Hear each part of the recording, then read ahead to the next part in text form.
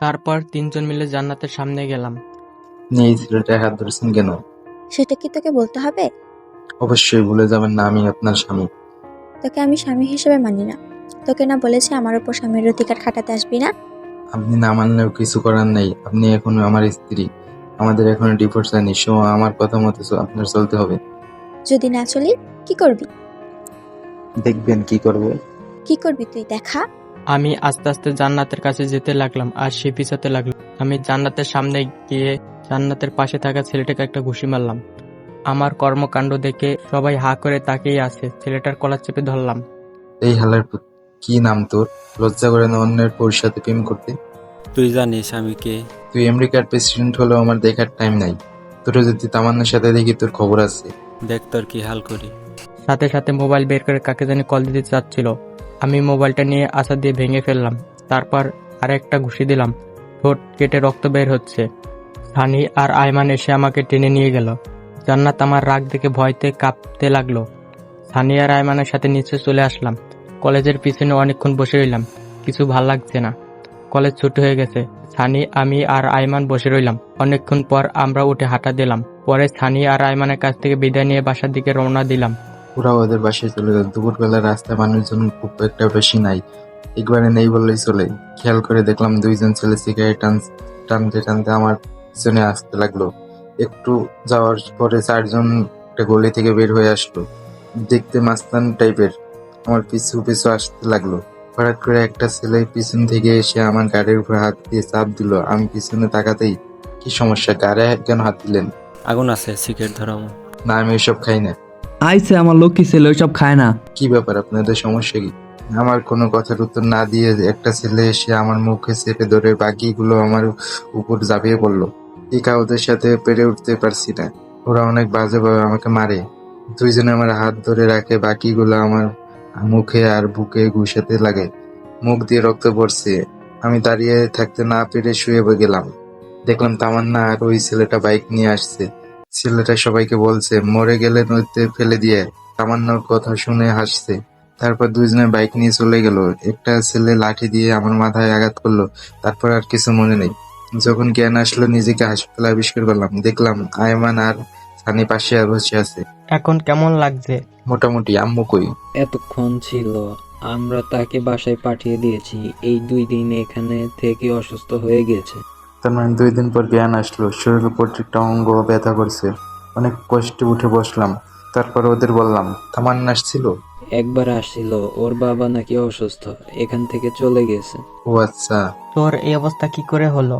এই তুই কি পাগল হয়েছিস? ও তো ঠিক মতো কথাই বলতে পারছে না, আর তুই ঘটনা জিজ্ঞাসা করছিস। আচ্ছা বাসায় চল, ওখানে বলবো।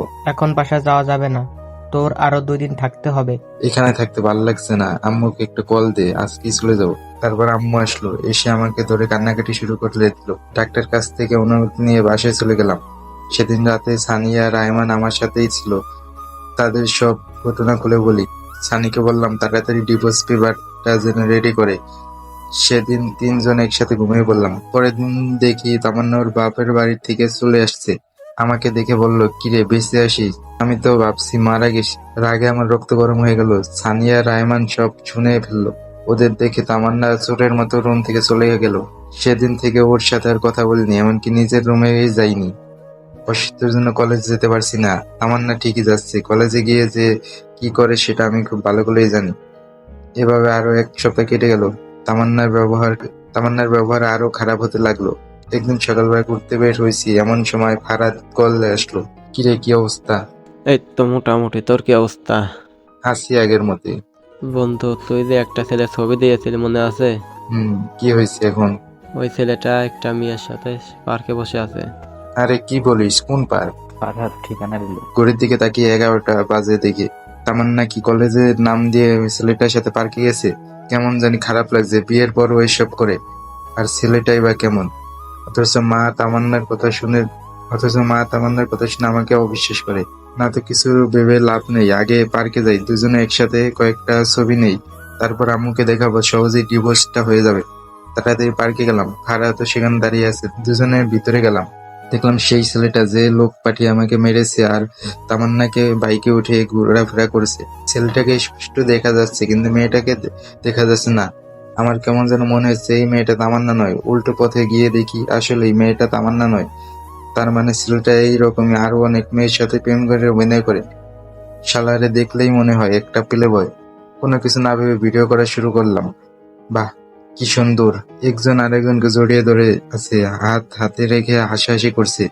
ফারাদকে বললাম তুই ভিডিও করতে থাক, আমি যেটুকু করছি এতটুকু পাঠাই। সাথে সাথে তামান্নাকে পাঠিয়ে দিলাম। তামান্না ভিডিও দেখে আমাকে কল দেওয়া শুরু করলো। আমি ধরলাম না। তারপর সে আমাকে একটা এসএমএস দিল জায়গাটা কোথায় সেটা বলার জন্য। আমি পার্কের নাম সেন্ড করে দিলাম। 10 মিনিটের মধ্যে তামান্না সেখানে এসে হাজির। আমি আর ফারাদ লুকিয়ে গেলাম। তামান্না পাগলের মধ্যে ছেলেটাকে খুঁজতে লাগলো। তারপর ছেলেটাকে দেখে ছেলেটার সামনে গিয়ে ওর শার্টের কলার চেপে ধরলাম, ঠাস ঠাস 2টা চর বসিয়ে দিলাম। ছেলেটার আগে দৃষ্টিতে জান্নাতের দিকে তাকায়। জান্নাত বলতে থাকে, ছি, তোর লজ্জা করে না আমার সাথে রিলেশন করে এখন অন্য মেয়ের সাথে টাঙ্কি মারতে? তুমি যা ভাবছো তা নয়, আমার কথাটা একটু শোনো। কি শুনবো তোর কথা? যা দেখার তো আমি নিজে চোখেই দেখলাম। জান্নাতের কথা শুনে ছেলেটার পাশে থাকা মেয়েটা রেগে যায়। তারপর ছেলেটাকে একটা চর দিয়ে চলে যায়। আমি আর ফারাদ বসে বসে হাসতেছি। শালা পেলে ভাই, এবার ঠেলা সামলা। মেয়েটি চলে যাওয়ার পরে ছেলেটা জান্নাতকে একটা চর বসিয়ে দেয়। সাথে সাথে মাথা খারাপ হয়ে যায়। ইচ্ছে করছে ছেলেটাকে মেরে পুঁতে ফেলি, কিন্তু না, জান্নাত আমাকে অনেক কষ্ট দিয়েছে। এবার বুঝুক ভালোবাসার মানুষ কষ্ট দিলে কেমন লাগে। আলগা পিরিত দেখালে এমনই হয়। ছেলেটা জান্নাতকে বলতে লাগলো, এই তুই আমাকে ফারিয়ার সামনে অপমান করলি কেন? বেশ করেছি। তুই আমার সাথে রিলেশন থেকে আবার অন্য মেয়ের সাথে কি? কি তোর সাথে রিলেশন? হা হা হা, কি করে ভাবলি আমি তোর সাথে প্রেম করতেছি? মানে? মানে আমি তোর সাথে কোনো রিলেশন করিনি, যা ছিল সেটা হচ্ছে টাইম পাস। আর তোর মতো মেয়েকে আমি আমার স্ত্রী বানাবো সেটা ভাবলি কি করে? কেন, আমি কি করেছি? পারবি না কেন? যে মেয়ে বাসায় স্বামীর সাথে খারাপ ব্যবহার করে বিয়ের পরে অন্য ছেলের সাথে রিলেশন করে তাকে আমার বউ বানাবো, এটা জীবনেও সম্ভব না। প্রপোজ করার সময় মনে ছিল না এটা? সব ছিল, তোর সাথে জাস্ট টাইম পাস করেছি টাকা নেওয়ার জন্য আর তোর শরীর ভোগ করার জন্য। টাকা তো খেয়েছি, কিন্তু শরীরটা এখনো বাকি আছে। আর আমি বিয়ে করব ফারিয়াকে। ওর বাবার অনেক টাকা আছে, তোর বাবার কি আছে? জান্নাত সাথে সাথে ছেলেটাকে আর একটা চর মেরে তারপর কান্না করতে করতে বলে, তোর মতো বাটপার আমি কখনো দেখিনি। তোর জন্য আমি জুয়েলকে অনেক কষ্ট দিয়েছি। আজ থেকে তোর আমার সম্পর্ক এখানেই শেষ। আর কখনো আমার সামনে আসবি না। এই কথাগুলো বলে জান্নাত কাঁদতে কাঁদতে চলে যায়। ছেলেটা গালে হাত দিয়ে আবুলের মতো দাঁড়িয়ে থাকে। জান্নাতের কথা ভেবে খারাপ লাগছে। বেচারি সত্যি অনেক ভালোবাসতো ছেলেটাকে।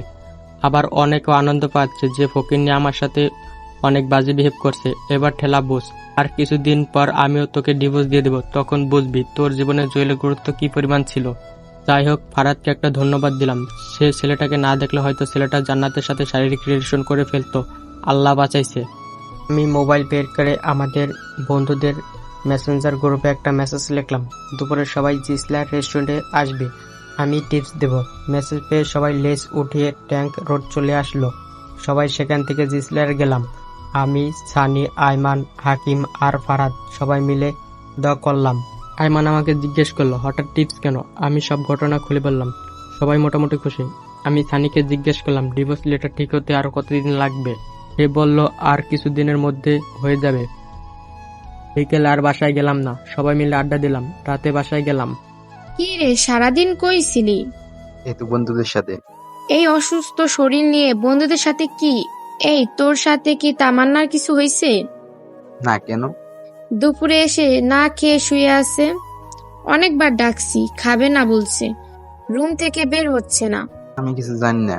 দেখ তো বাবা, মেয়েটা কিছু খাচ্ছে না। এভাবে না খেয়ে থাকলে তো অসুস্থ হয়ে যাবে। আচ্ছা, দেখতেছি। যা ডেকে নিয়ে আয়, দুজনে একসাথে খেতে আয়। তারপর রুমে গিয়ে দেখি জান্নাত উল্টো হয়ে শুয়ে আছে। আমাকে দেখে উঠে বসলো। আমি কিছু না বলে ওয়াশরুমে চলে গেলাম। ফ্রেশ হয়ে এসে বললাম, আম্মু খাওয়ার জন্য ডেকেছে, খেতে চলেন। আমি খাবো না, তুমি খেয়ে নাও। আমি তো অবাক হয়ে গেলাম। যে মেয়েটা আমাকে তুই ছাড়া কথা বলতো না, সে আজকে তুমি বলে ডাকছে। খাবেন না কেন? দুপুরেও তো খাননি, আম্মু বললো। আপনার মুখে এগুলো কিসের দাগ? যদিও জানি। কিছু মশা মারতে গিয়ে। কিছু না বলে নিচে চলে গেলাম। খাওয়া শুরু করে দিলাম, কিন্তু সে আসলো না। কি রে, তামান্না আসছে না? না, কেন, কিছু হয়েছে? শরীর খারাপ মনে হয়। ও আল্লাহ, কি বলিস? ডাক্তারকে কল দে। আরে দূর, তেমন অসুস্থ না, ঘুমালে ঠিক হয়ে যাবে। আমি আর আম্মু খেয়ে নিলাম। চলে যাওয়ার সময় আম্মু বলল, জুয়েল, কিছু বলবে? বলছিলাম কি, তুই খাবারটা রুমে নিয়ে যা, ওর খিদা লাগলে খেয়ে নিবে। প্লিজ বাবা, না করিস না। কি আর ইচ্ছা না থাকা সত্ত্বেও খাওয়া যায় এগুলো রুমে নিয়ে গেলাম। খাবারগুলো টেবিলের উপর রাখলাম। জান্নাতকে বললাম, ভাত নিয়ে আসছি, খেয়ে নিন। খাবো না, খিদে নেই। না খেলে শরীর খারাপ করবে, খেয়ে নিন। আর কিছু না বলে বালিশটা নিয়ে সবাই শুয়ে পড়লাম। জান্নাত কিছু একটা বলতে গিয়ে বলল না। রাতের বেলায় হঠাৎ কিছু একটা শব্দ শুনে ঘুমটা ভেঙে যায়। আমি তাকিয়ে দেখি জান্নাত পাগলের মতো খাবারগুলো খাচ্ছে। আমি মুচকি হেসে মনে মনে বলি, গরিবের কথা বাসি হলেও মিষ্টি। আমি না জাগার ভং ধরে শুয়ে আছি। জান্নাত একবার খাবারের দিকে তাকায়, আরেকবার আমার দিকে তাকায়। তারপর ঘুমিয়ে পড়লাম। ঘুম থেকে উঠে দেখি জান্নাত নিজের কম্বলটা আমার গায়ে জড়িয়ে দিয়ে কোথাও যেন চলে গেছে। উঠে ফ্রেশ হয়ে নিলাম। খাবার টেবিলে গিয়ে দেখি পছন্দের সব খাবার। ঘটনা কি? আজকে তো কোনো বিশেষ দিন না। আম্মুকে জিজ্ঞেস করলাম, আজকে এগুলো কেন? আম্মু হেসে বলল, জান্নাত নাকি তোর জন্য নিজের হাতে বানিয়েছে। আসলে মেয়েদের মন বোঝা জীবনেও সম্ভব না। এরা কখন কি করে নিজেরাই জানে না। কিছু না বলে খেয়ে নিলাম। তারপর রেডি হয়ে বাইরে চলে গেলাম। আজকে আড্ডা দেওয়ার জন্য যাচ্ছি না, একটা চাকরির ইন্টারভিউ দিতে যাচ্ছি। বসে বসে তো অনেক খাইলাম, এবার ফ্যামিলির পাশে দাঁড়ানো উচিত।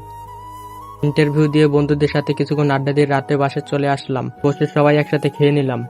রুমে গিয়ে শুয়ে শুয়ে মোবাইল টিপছি, এমন সময় জান্নাত রুমে আসলো। আমি উঠে কাজে চলে গেলাম। কিছুক্ষণ সেখানে বসে বসে গান শুনলাম। তারপর রুমে এসে দেখলাম জান্নাত এখনো বসে আছে।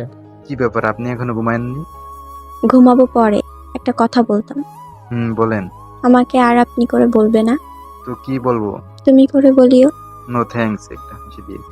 তারপর খাট থেকে বালিশ নিয়ে সোফায় শুতে যাব, এমন সময় জান্নাত আবার বলল, সোফায় না ঘুমালে হয় না? তো কোথায় ঘুমাবো? তুই এবার থেকে খাটে ঘুমাবে। কেন, আপনার চর খাওয়ার জন্য নাকি অপমানিত হওয়ার জন্য? দেখেন, আমার একটা পার্সোনালিটি আছে। আগে সবকিছুর জন্য সরি।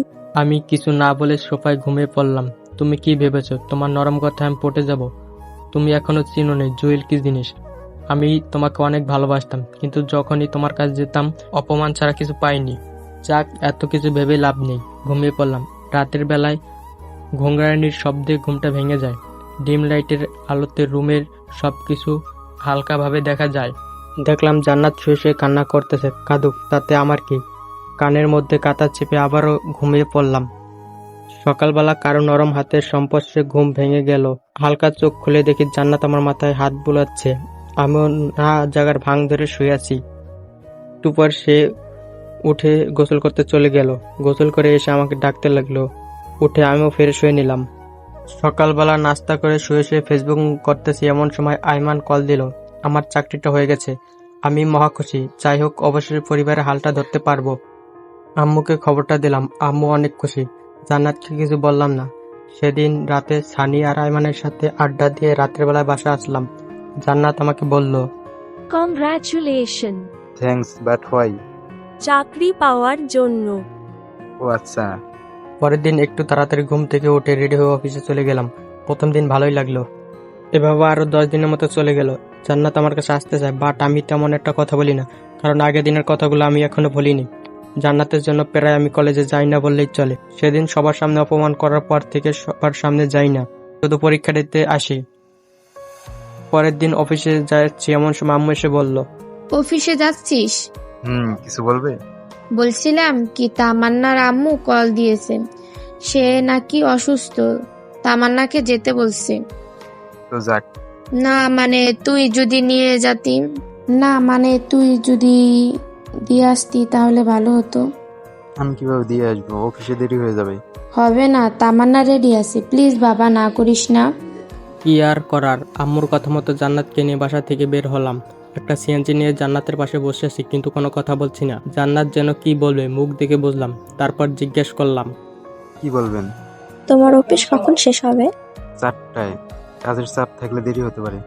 ও আচ্ছা, একটা কথা বলতাম। বলেন। তোমার অফিসে মেয়ে কলিগ আছে? আছে, 5 জন আছে। 2 জন আমার পাশেই বসে। ও আচ্ছা, মন খারাপ করে। কথা বলতে বলতে জান্নাতের বাসার নিচে চলে আসলাম। জান্নাতকে নামিয়ে দিয়ে চলে আসতে যাবে এমন সময়, বাসায় যাবে না? না, আমার দেরি হয়ে যাচ্ছে। অফিস শেষে আসবে? না, আর কারো অপমান সহ্য করবো না। এমনিতেই অনেক অপমানিত হয়েছি। কলেজ যাওয়ার বন্ধ করে দিয়েছি।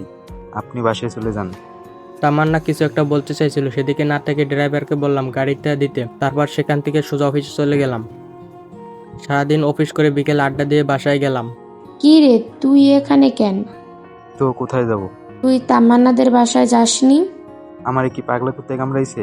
খাবার দাও তো, এগুলো ভালো লাগছে না।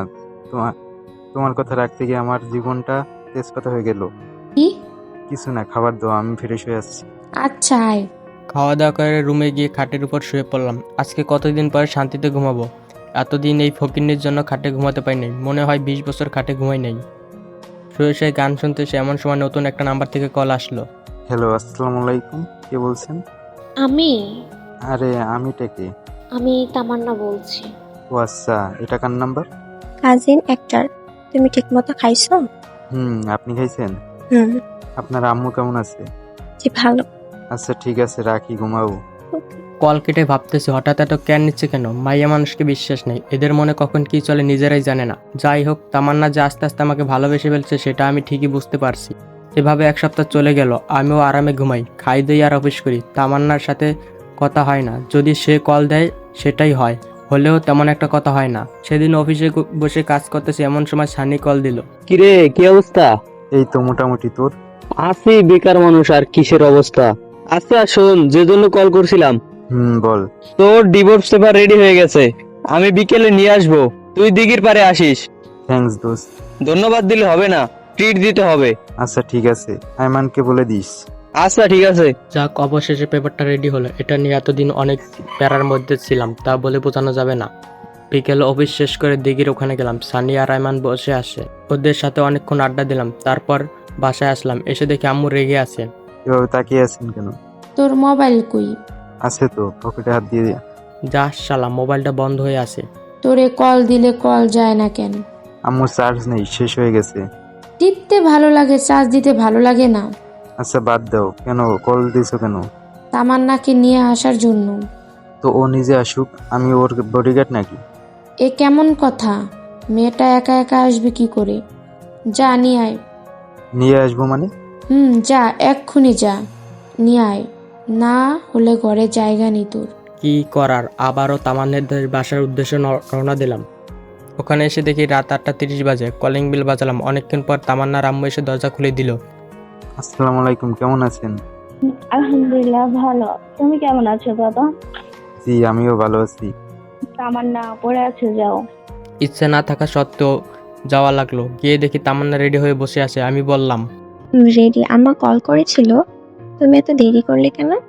অফিস থেকে আসতে একটু দেরি হয়ে গেছে। আচ্ছা চলুন। এখন না, খাওয়া দাওয়া করে যাব। বাসায় গিয়ে খাবো। না, এখান থেকে খেয়ে যাব, আম্মু সব রান্না করে বসে আছে।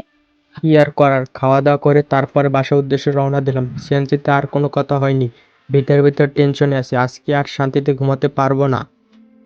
একটু পর বাসার সামনে আসলাম, এসে দেখি বাসার লাইট সব বন্ধ। দরজা টোকা দেওয়ার আগে খুলে গেল, পুরো বাসা অন্ধকার। আমি আম্মুকে কয়েকবার ডাক দিলাম, কিন্তু কোনো সাড়া শব্দ নেই।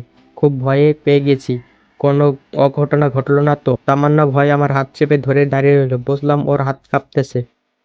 আমি পকেট থেকে মোবাইল বের করবো এমন সময় আমাদের দুজন অবাক করে দিয়ে অনেকগুলো লাইট একসাথে জ্বালিয়ে দিল সানি। আয়মান আর আম্মু একসাথে বলে উঠলো, happy birthday dear Tamanna, many many return of day.